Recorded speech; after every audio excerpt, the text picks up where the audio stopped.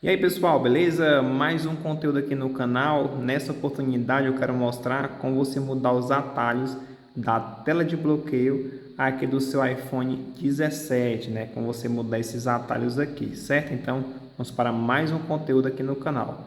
Você vai deixar aqui ó, na tela de bloqueio, você vai segurar o dedo aqui na tela.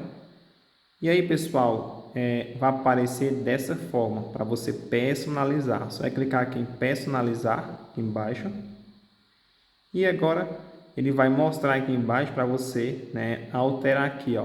Você pode tirar, tá aqui no caso a lanterna, eu clico aqui no menos, ó, e removo, e aí eu clico de novo e eu posso escolher um outro atalho aqui. Vou escolher aqui a calculadora, um exemplo, eu clico e ele já altera para a calculadora. No outro aqui a mesma coisa, eu posso clicar nesse menos, ó, ele exclui o atalho.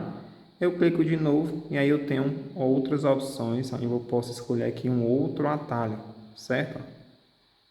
Aqui tem vários, posso escolher aqui gravação, eu dou um clique e pronto, eu já alterei, vou clicar em OK.